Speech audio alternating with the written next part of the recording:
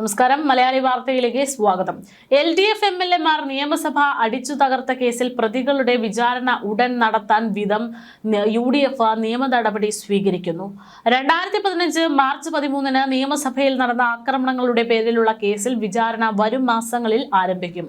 പ്രതികളിൽ ഒരാളായ KT ജലീൽ ചെയ്തത് അബദ്ധമായെന്ന് പറയുന്നുണ്ടെങ്കിലും കോടതിയുടെ ശിക്ഷ ഏറ്റുവാങ്ങേണ്ടി വരും.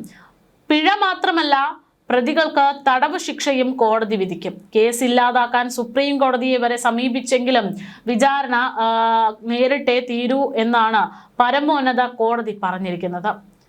നിയമസഭയിൽ സ്പീക്കറുടെ കസേര വലിച്ചെറിഞ്ഞത് അബദ്ധമായി പോയി. ഞാൻ ആ കസേരയിൽ തൊടാൻ പാടില്ലായിരുന്നു. മനുഷ്യനല്ലേ, വികാരം തള്ളിച്ച അങ്ങനെ ഉണ്ടാകുമ്പോൾ സംഭവിച്ച ഒരു കൈപ്പിഴ എന്നൊക്കെ KT ജലീൽ ഫേസ്ബുക്കിൽ കുറിച്ചിരിക്കുന്നു. നിയമസഭയിൽ പൊതുമുതൽ നശിപ്പിച്ചതിന് മന്ത്രി V ശിവൻകുട്ടി, മുൻ മന്ത്രിയായിട്ടുള്ള EP ജയരാജൻ, KT ജലീൽ എന്നിവർ ഉൾപ്പെടെ 6 പ്രതികളും വിചാരണ നേരിടണമെന്ന് സുപ്രീം കോടതിയിൽ ഉത്തരവിട്ടിരുന്നു. കേസ് പിൻവലിക്കാൻ സംസ്ഥാന സർക്കാർ നൽകിയ ഹർജി തള്ളിയായിരുന്നു ഉത്തരവ്. എന്നാൽ ജലീൽ പറഞ്ഞത് അദ്ദേഹത്തിന്റെ അഭിപ്രായമാണെന്നും മുന്നണി നടത്തിയ പ്രതിഷേധമായിരുന്നു എന്നാണ് V ശിവൻകുട്ടി പറയുന്നത്.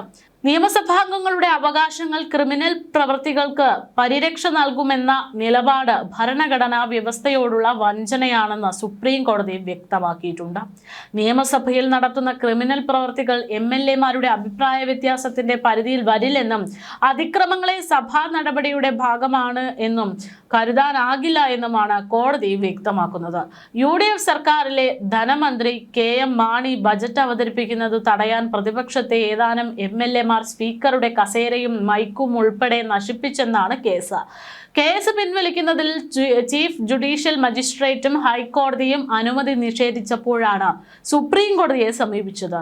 K കുഞ്ഞമ്മദ്, ശിവൻകുട്ടി, ജയരാജൻ, ജലീൽ എന്നിവർക്ക് പുറമെ MLA-മാരായിരുന്ന K Kunhammad, CK Sadasivan, K Ajith എന്നിവരാണ് പ്രതികൾ.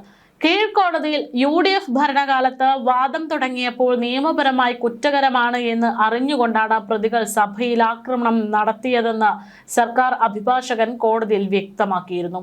പ്രതികളുടെ പ്രവൃത്തി നിയമസഭാ ചരിത്രത്തിൽ ആദ്യമാണെന്നും സർക്കാർ അഭിഭാഷകൻ ചൂണ്ടിക്കാണിച്ചു. തിരുവനന്തപുരം ചീഫ് ജുഡീഷ്യൽ മജിസ്ട്രേറ്റ് കോടതിയിൽ നടന്ന വാദത്തിലാണ് സർക്കാർ മന്ത്രി അടക്കമുള്ള ഇടതു നേതാക്കൾക്കെതിരെ രംഗത്ത് വന്നത്. പ്രതികൾക്കെതിരെ പ്രഥമ ദൃഷ്ട്യാ തന്നെ കുറ്റം തെളിഞ്ഞതാണ് എന്നും സർക്കാർ അഭിഭാഷകൻ ചൂണ്ടിക്കാണിച്ചിരുന്നു. അതേസമയം തങ്ങൾ മാത്രമല്ല 20ഓളം പേർ സ്പീക്കറുടെ ഡയസിൽ കയറിയതായി പ്രതികളുടെ അഭിഭാഷകൻ വാദിച്ചു. അതിൽ തോമസ് ഐസക്, സുനിൽകുമാർ, ശ്രീകൃഷ്ണൻ തുടങ്ങിയവരും ഉണ്ടായിരുന്നു. വാച്ചൻ വാർഡുകാരാണ് അതിക്രമം കാട്ടിയതെന്നും അവർ സംഘർഷമുണ്ടാക്കിയപ്പോൾ പ്രതിരോധിക്കുക മാത്രമാണ് ചെയ്തതെന്നും ശിവൻകുട്ടി അടക്കമുള്ളവർ വാദിച്ചു. 140 MLA-മാരിൽ 21 മന്ത്രിമാരും സഭയിലുണ്ടായിരുന്നു. എന്നാൽ അവർ ആരും കേസിൽ സാക്ഷികളായിട്ടില്ല. പോലീസുകാർ മാത്രമാണ് കേസിൽ സാക്ഷികളായത്. ഇലക്ട്രോണിക് പാനൽ നശിപ്പിച്ചു എന്നാണ് V ശിവൻകുട്ടിക്കെതിരെയുള്ള പ്രധാന ആരോപണം. എന്നാൽ വിദഗ്ധ പരിശോധനയിൽ ഇലക്ട്രോണിക് പാനലിന് കേടുപാടുണ്ടായിട്ടില്ലെന്നായിരുന്നു കണ്ടെത്തൽ. പിന്നെ എങ്ങനെയാണ് ശിവൻകുട്ടിക്കെതിരെ കേസ് ചാർജ് ചെയ്തതെന്നും അദ്ദേഹത്തിന്റെ അഭിഭാഷകൻ ചോദിച്ചു.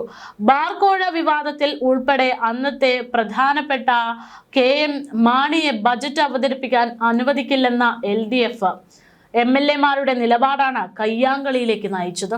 ബജറ്റ് പ്രസംഗത്തിനിടെ നിയമസഭയിൽ ആക്രമണം നടന്ന ദിവസം അവിടെയുണ്ടായിരുന്ന മറ്റ് 2 സംഭവങ്ങളിലെ കേസ് കൂടി ഒരുമിച്ച് വിചാരണ ചെയ്യണമെന്ന ആവശ്യവുമായി KK ലതികയും ജമീല പ്രകാശും ആവശ്യപ്പെട്ടിരുന്നു. തങ്ങളെ LDF MLA-മാർ കയ്യേറ്റം ചെയ്തെന്നാണ് കേസ്. മുൻ MLA-മാരായ K Ajith, KT Jaleel, CK Sadasivan എന്നിവരാണ് 3ാം ക്ലാസ് മജിസ്ട്രേറ്റ് കോടതിയിലെ കേസുകൾ അക്രമ കേസുകൾ ആയി ചേർത്ത് വിചാരണ ചെയ്യണമെന്ന് ആവശ്യപ്പെട്ടത്. നിയമസഭാ കയ്യാങ്കളി കേസ് വിചാരണ തുടങ്ങിയതോടെ രാഷ്ട്രീയ കേരളം വീണ്ടും സംഘർഷഭരിതമാകുകയാണ്.